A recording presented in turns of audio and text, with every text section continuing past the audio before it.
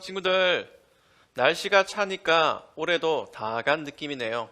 덩달아 출애굽기도 이번 주면 끝납니다. 구약의 어려운 내용을 살펴본다고 수고 많았어요. 마지막까지 하나님이 주시는 은혜를 잘 깨닫길 바라요. 기도합시다.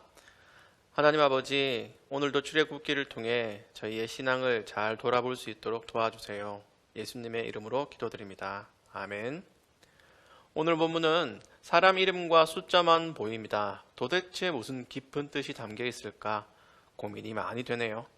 이 본문은 사실 앞의 내용과 연결해서 생각해야 하지만 최선을 다해서 오늘 본문에서 교훈을 찾아봅시다. 먼저 본문을 읽어보세요.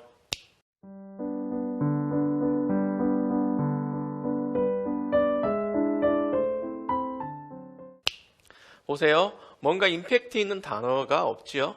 그저 누가 수고했고 백성들이 금은 보화를 얼마나 냈고 그걸 어디 사용했는지만 나옵니다. 큐티가 이게 어려워요. 본래 여러분 스스로 본문의 뜻을 찾는 작업인데 내가 너무 깊이 들어가면 성경 공부가 되고 너무 손을 놓아버리면 아전인수가 된단 말이죠. 최대한 그래서 본문 안에서 알아보고 딱 한 번만 다른 곳에서 인용하려고 해요. 간단히 말해 오늘 본문은 계산서입니다. 계산서가 뭔지 알죠? 주로 식당에 가면 받을 수 있어요. 거기엔 주문한 메뉴와 해당 금액이 적혀 있어요. 둘이 딱딱 맞아야 돼요. 오늘 본문에 나오는 숫자도 성막을 완공한 후에 발행하는 계산서입니다. 큰 항목으로 묶어서 어디에 얼마만큼 사용했다는 내역이에요. 대충 금 1톤, 은 3.5톤, 녹쇠는 2.4톤을 사용했대.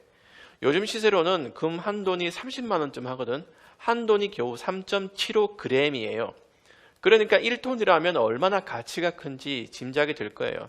그 많은 걸 다 쏟아 부어서 성막을 만들었다.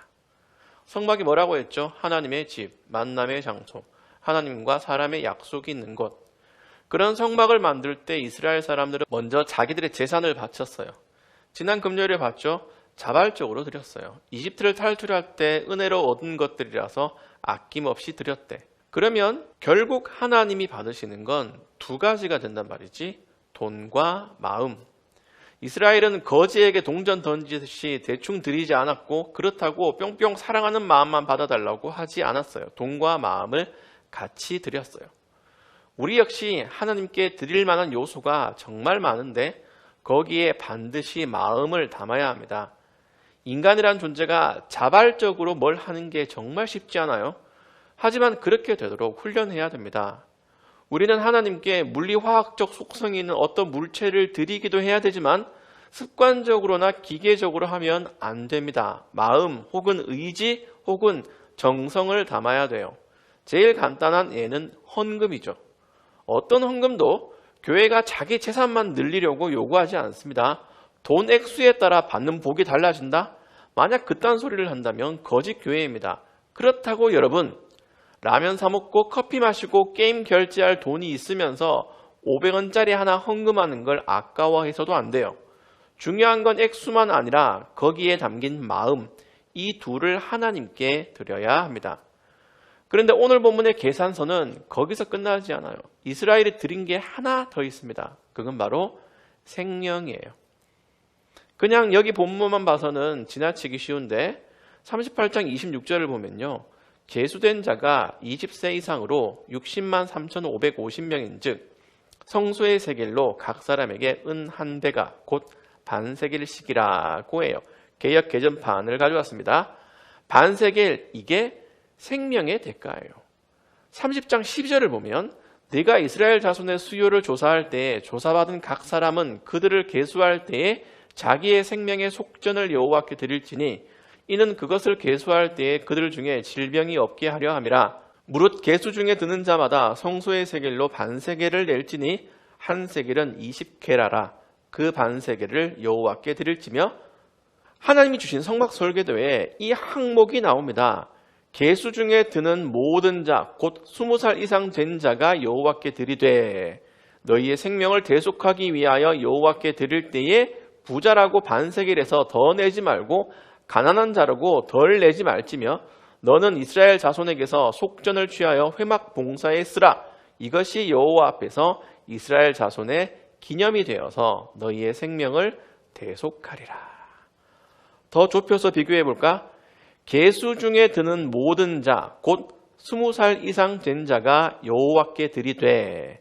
오늘 본문 38장 26절에 계수된 자가 20세 이상으로 60만 3,550명인 즉 그걸로 여러 받침과 기구와 갈고리 등을 만들었다고 해요. 죄가 얼마나 무서운가요, 여러분? 이스라엘이 하나님이 선택하신 사람들이고 성막을 통해 하나님을 만날 수 있지만 잠시만 방심해도 죽을 수 있어서 이렇게 여러 보호장치를 마련해야 했어요. 다시 말하자면 이스라엘은 죄와 그 죄의 대가인 죽음을 항상 생각하고 거기서 살려주신 하나님의 은혜에 감사해야 했어요. 그래서 생명을 대신해서 은을 바쳤어요. 은뿐만 아니라 양, 소, 염소 같은 것들도 하나님께 바쳐야 했죠. 그 외에 하나님께 드린 것이 정말 많아요. 뭘 위해? 생명을 위해.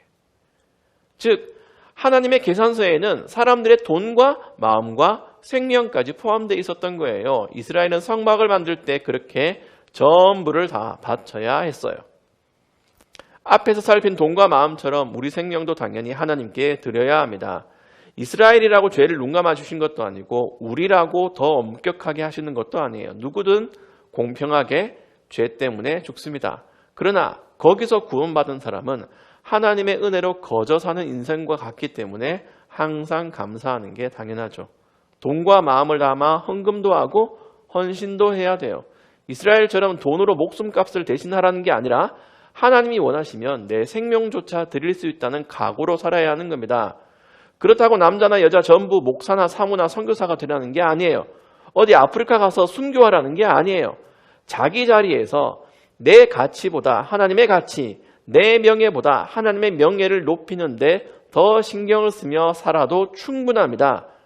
조그만 데서 먼저 실천해보자. 밥 먹을 때 기도한다고 쪽팔려 하지 말고 당당하게 기도하세요. 이걸 먼저 적용하세요. 요새 학교 안 가는 것도 아니니까 급식기도 빼먹지 않기. 이거 좋네.